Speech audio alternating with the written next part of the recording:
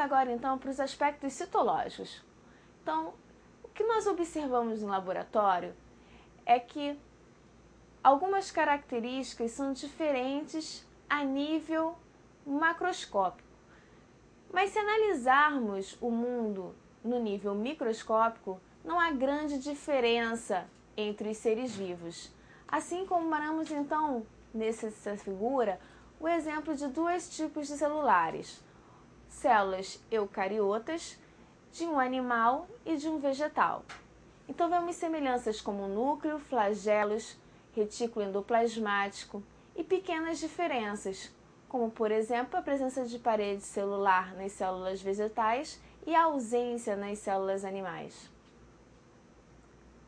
Agora, nos aspectos biogeográficos, diferenças de biogeografias ocorrem devido à deriva dos continentes, a qual separou os indivíduos de mesma espécie, que evoluíram dando origem a diferentes espécies, cada uma adaptada ao ambiente onde viveram.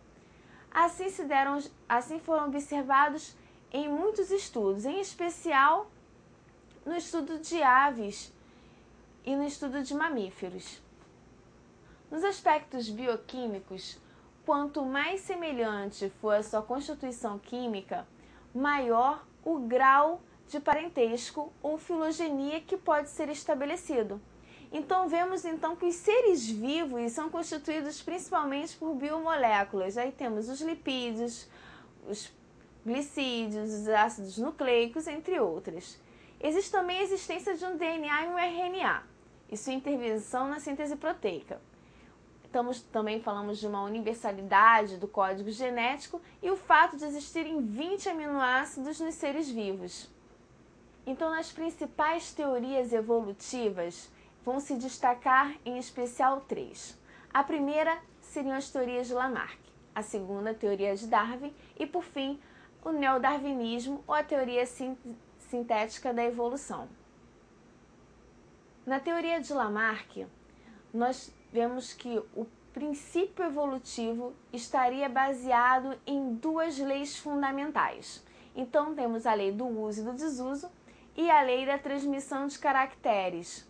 Na lei do uso ou do desuso, o uso de determinada parte do corpo do organismo faz com que eles se desenvolvam e o desuso faz com que eles atrofiem. Agora, na lei da transmissão dos caracteres adquiridos, as alterações provocadas em determinadas características do organismo pelo uso e desuso são transmitidas aos seus descendentes. Então, tudo vai estar gerado em relação à adaptação que ele tem ao meio em que vive. O exemplo mais clássico são das girafas. As girafas teriam, a princípio, pescoços curtos e, sim, viveriam em ambientes onde a vegetação rasteira era relativamente escassa. A necessidade de esticar o pescoço para alcançar a folhagem do alto da árvore aumentou o tamanho do pescoço da girafa ao longo das gerações, ou seja, a girafa se adaptou ao meio e transmitiu esse caractere para as descendências futuras. Em compensação, entra então a teoria de Darwin. E Darwin, ele então vai nos dizer que os organismos mais adaptados ao meio têm maiores chances de sobrevivência do que os menos adaptados, deixando então um maior número de descendentes. Os organismos mais adaptados são selecionados para aquele ambiente. Não está bem olhando para o lado. Não, ficou ruim de novo. Não, foi eu que fiz o negócio errado.